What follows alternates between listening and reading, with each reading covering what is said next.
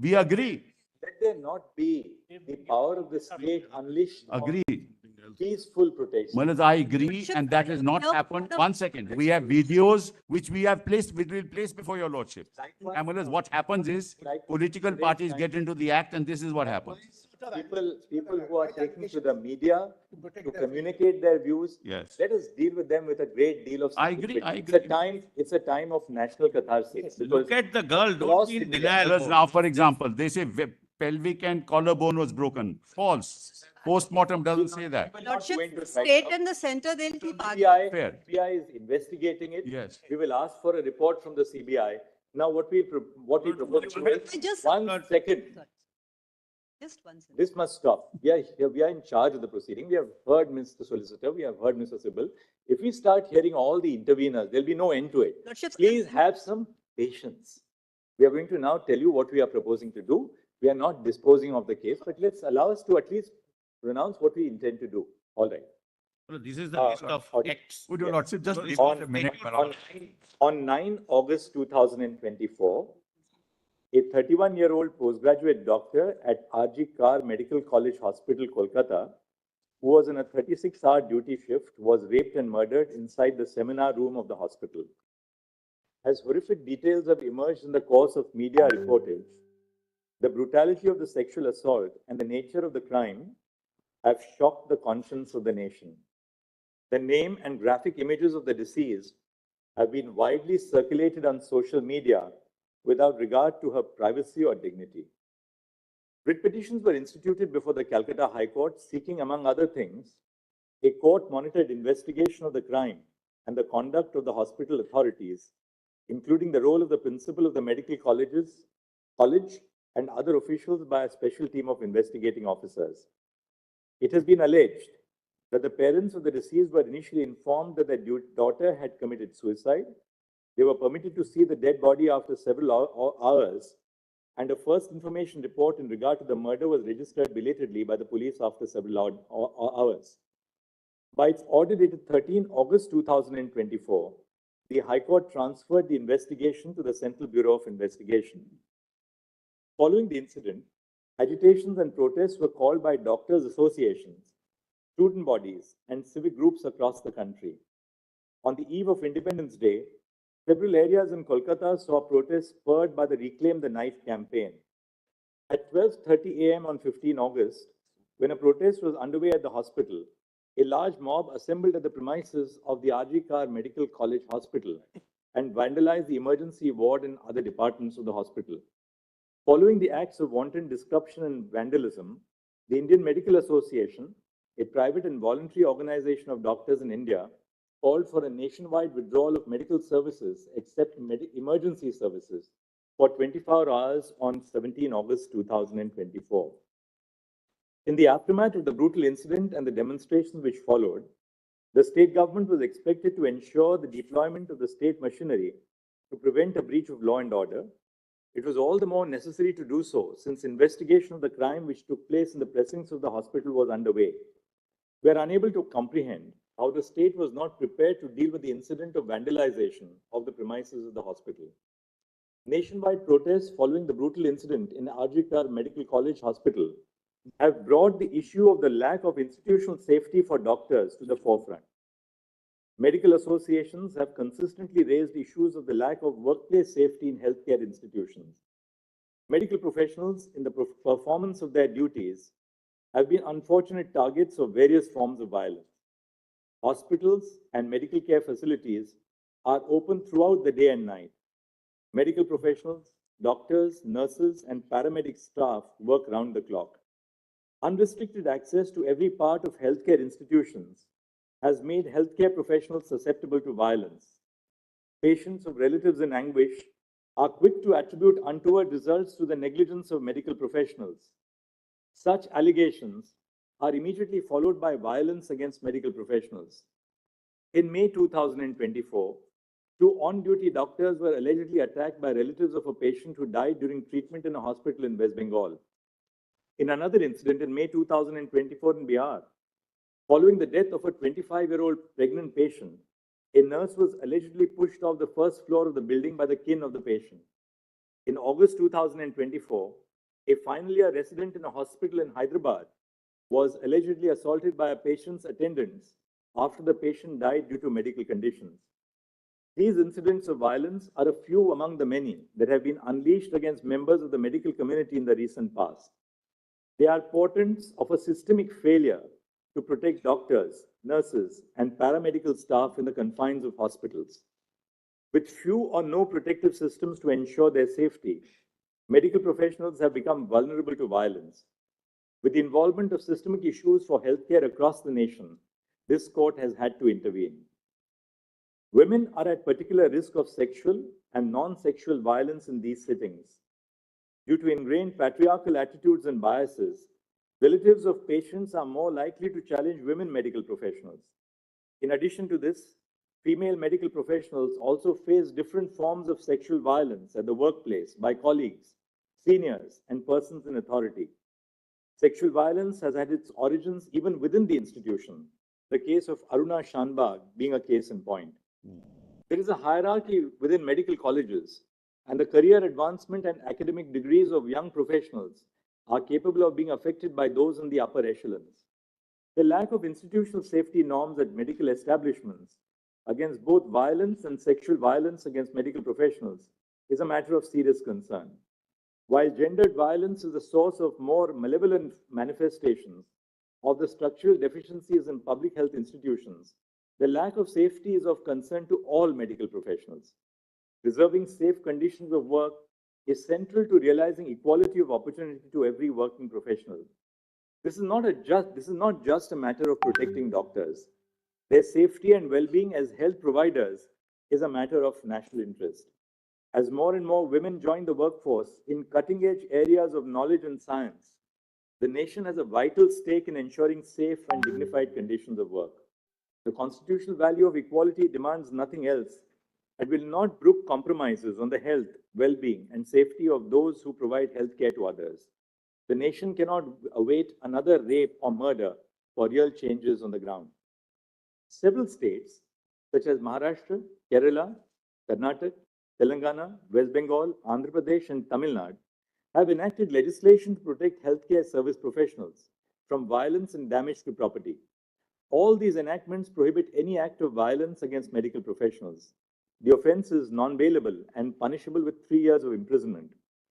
However, these enactments do not address the institutional and systemic causes that underlie the problem, and enhanced punishment without improving institutional safety standards falls short of addressing the problem effectively. We have attempted to flag here the ground reality indicating the lack of institutional safety standards in healthcare institutions.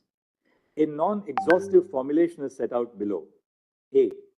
Medical professionals who are posted for night duties are not provided adequate resting spaces. More often, doctors rest in the patient's room or in available public spaces. Duty rooms are scant.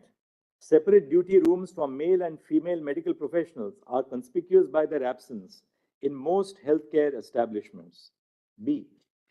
Interns, residents, and senior residents are made to perform 36-hour shifts in conditions where even basic needs of sanitation, nutrition, hygiene, and rest are lacking. There is an absence of uniformity in terms of a standard national protocol. The fear of retribution prevents most healthcare professionals from questioning the absence of facilities for basic well-being. C. Lack of security personnel in medical care units is more of a norm than an exception. More often than not, medical professionals, which includes young resident doctors, interns, and nurses, are left to handle unruly attenders. Open access to healthcare facilities leaves medical professionals vulnerable to undesirable elements. D. Medical care facilities do not have sufficient toilet facilities. Most often, there is only one common toilet for medical professionals in one department. E. The hostels or places of stay for medical professionals are situated far from the hospital. Doctors and nurses who have to travel to and from the hospital are not provided transport facilities by the institution.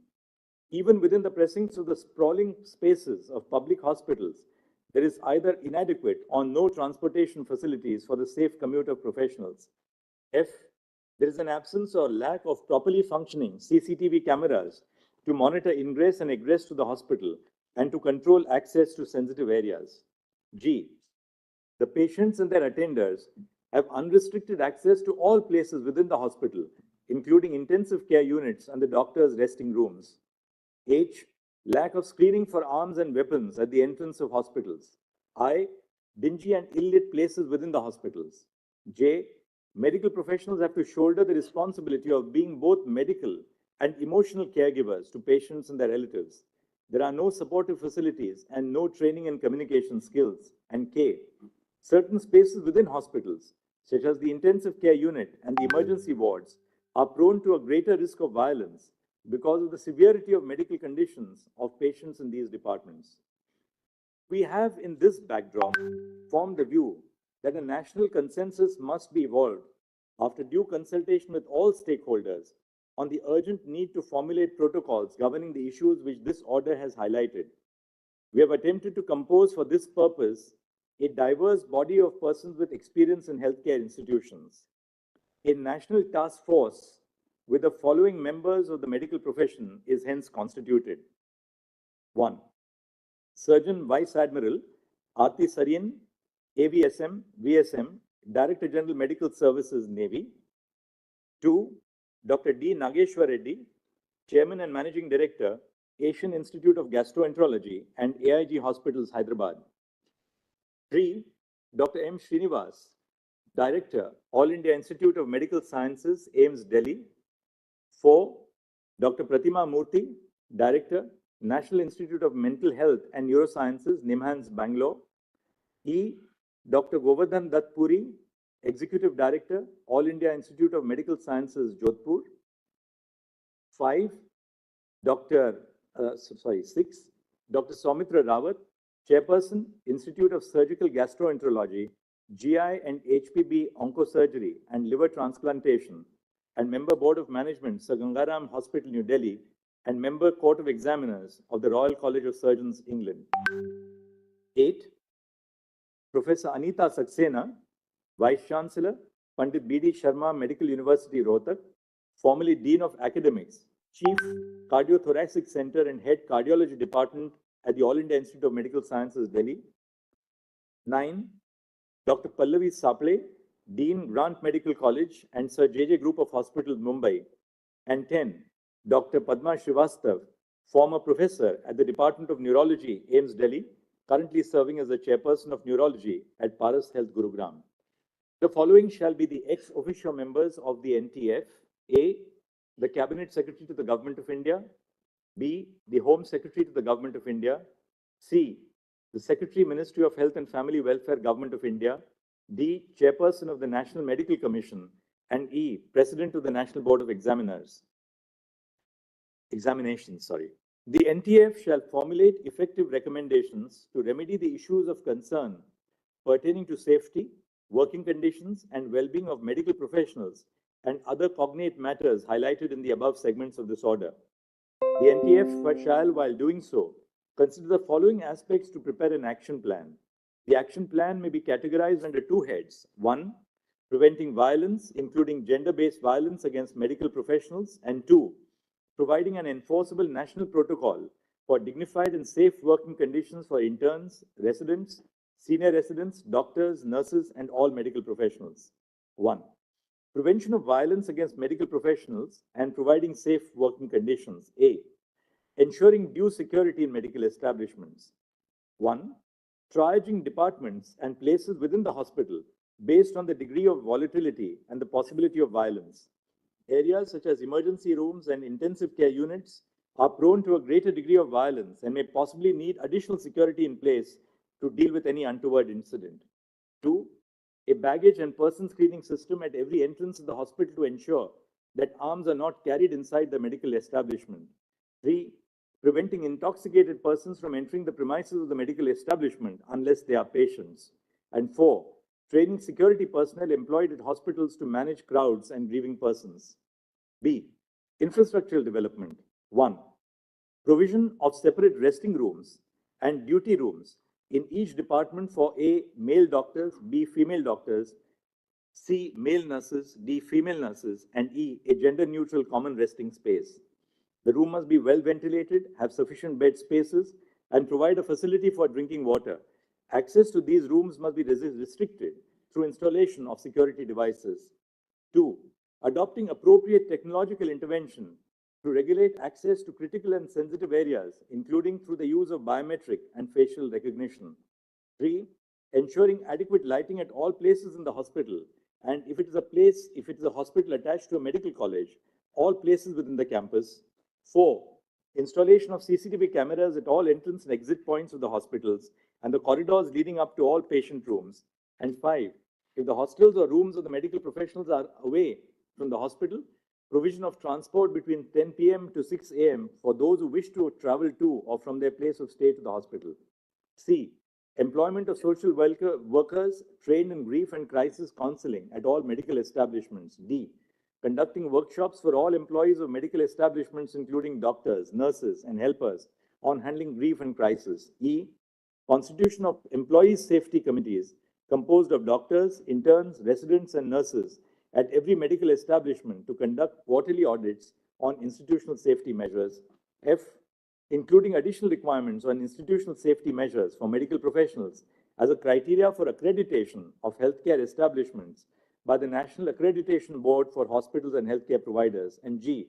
The possibility of establishing police posts in medical facilities commensurate with the footfall, bed strength, and facilities. 2. Prevention of sexual violence against medical professionals. A. The Sexual Harassment of Women at Workplace Prevention, Prohibition and Redressal Act 2013 applies to hospitals and nursing homes, including private healthcare providers. In terms of the provisions of the Act, an internal complaints committee must be constituted in all hospitals and nursing homes. B. The duties of an employer listed under Section 19 of the Sexual Harassment of Women at Workplace Act 2013, which includes organizing sensitization programs and providing a safe working space, must be discharged. And C. Ensuring for every medical institution a helpline number for medical professionals, which is open 24/7, and emergency distress facilities. It is clarified that the phrase medical professionals used in this judgment encompasses every medical professional, including doctors, medical students who are undergoing their compulsory rotating medical internship as a part of the MBBS course, resident doctors and senior resident doctors, and nurses, including those who are nursing interns.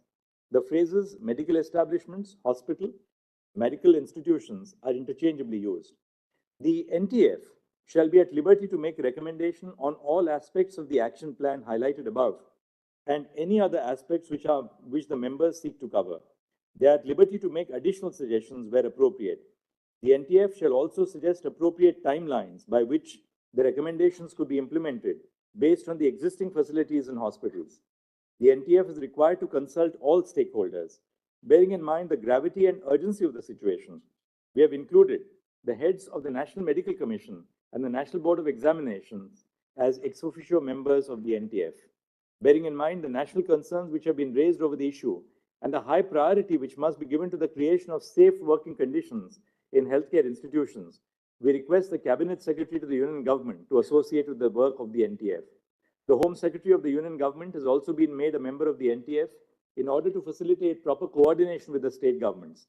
The Secretary to the Ministry of Health and Family Welfare of the Government of India will be the Member Secretary of the NTF.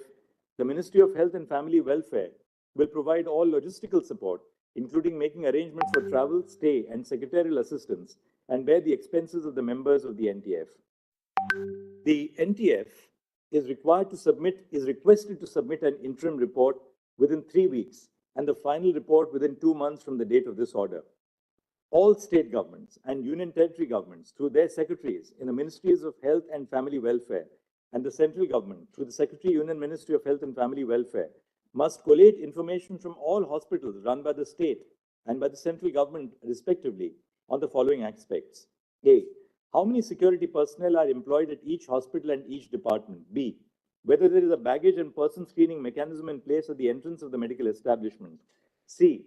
The total number of resting/duty rooms in the hospital and specific details of the number in each department. D. The facilities provided in the resting/duty rooms. E.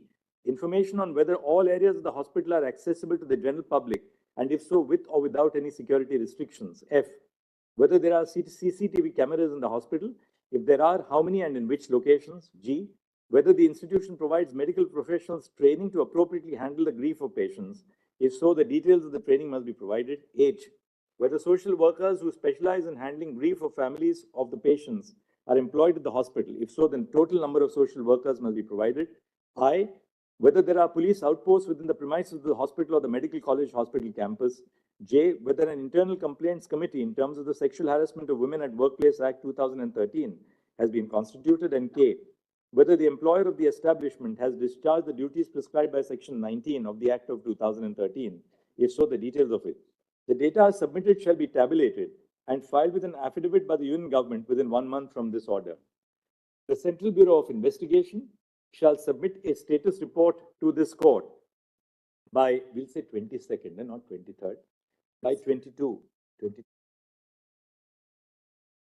22nd August 2024 on the progress in the investigation of the crime at RG Kar Medical College Hospital. The state of West Bengal shall also file a status report by 22 August 2024 on the progress of the investigation on the acts of vandalism which took place at the hospital in the aftermath of the incident. The matter will now be listed on 22 August 2020. Not only one request. What is shared by the state of West Bengal with your lordships be given to CBI. Lord, we also need, like, Lord, have it. Lord, they cannot have any objection. 1 second, I can just say, when that is.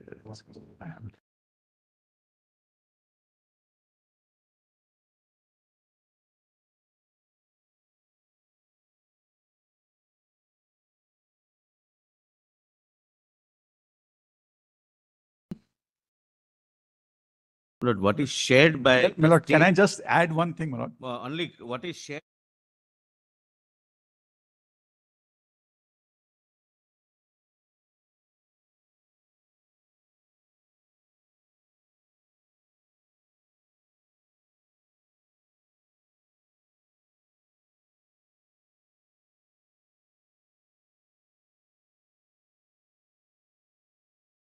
Principal of the college, is he now under suspension? Is he on long leave? What is that? He's on leave. He's on leave. High Court order is Miller's operative. He's on leave. He's on leave. There's an SIT constituted also My lord, for all kinds of things. my lord, can I, Lords, I would, Anywhere, right? No. lord, can I add one That's thing? why I said, Miller, I whatever would, your lordship says, we'll repeat my abide by it. request, That's not Lord, enough. whatever is shared Lord, with your lordships, Lord, the CBI must be Yeah. given. No, we will file an affidavit. But you have shared something with the One court, you second. can't No, have no, any no. objection. And not this point, Mullahs. In fact, what No, is I am happened- on that point What first. happens is, Mullahs, this goes to them, then the social media takes action. It'll No, there was exacerbate the CBI. situation. It is only to inform your lordships, Mullahs, that what's in the social media is not correct, and what's happening is just contrary to Why what the can't we record is. share with For CBI? example, they say it's a suicide. It is not a So you are suicide. We never said. Hinted. We will, but Mr. Sibal, there was undoubtedly an unexplained delay.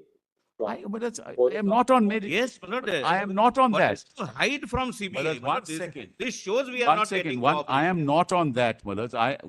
Mullahs, as I said, whatever needs to be done must be done. People must be convicted. There is no issue on that. It's just that I don't want, Mullahs, another kind of tirade in the social media. No, it Mullahs, will not be. You give it to will be, it will CBI. be, You I have know some it. to give it to CBI. One more thing. The state must ensure that those who practiced acts of vandalism and Absolutely. Yes. We have lodged 37. 37 already arrested, 50 FIRs filed. 37 already arrested. 50 FIR for one incident. It's a recipe for not investigating. You have, 1 second, you have a copy of the, before we part to the matter for today, you have a copy of the autopsy report here? Yes. We have it. We have it. I have. We hand it over. Yes. my lord, in the meantime, can Lord, I add would, one my lord, thing? my lord? again request, my lord, if your lordships have seen something your lordships have, Lord, the CBI must be given, it will remain, my lord, confidential. But we must cross-check what is given to Lord, you. your lordship. This resistance shows that there is a lack of No, cooperation. obviously with there CBI. is a lack of faith. Let me- My lord, your we'll do that on that day, Mr. Only 1 second, my lord. Day after tomorrow. Give My lord, the entire thing. today, my lord, they can give me today. My joint director is here. I'll give it to her.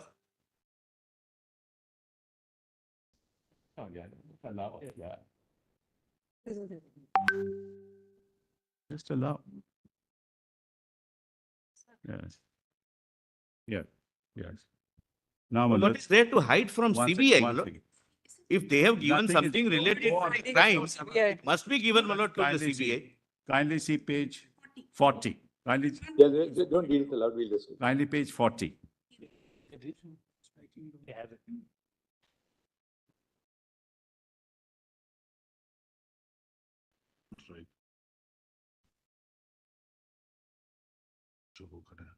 पेट को बोलो काम शुरू करें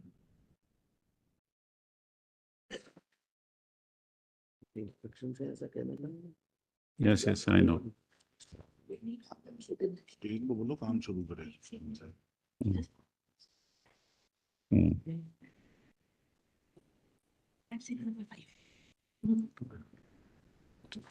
Explain this. I'll just say, read.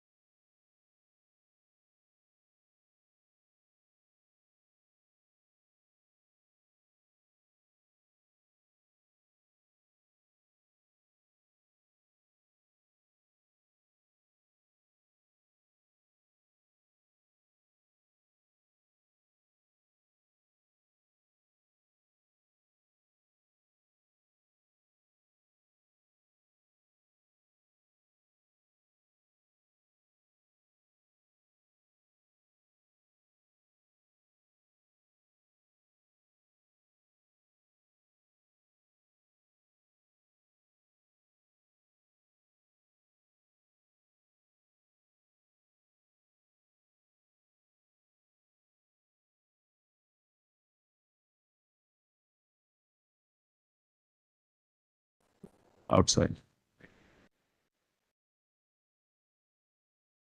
Only know, Malad, what is being shown to your Lord. It's the post-mortem report, which is in the Say case that, I diary. asked you 4 times, what is the, why hide this? Yes, I give he has case diary, has it, Malad?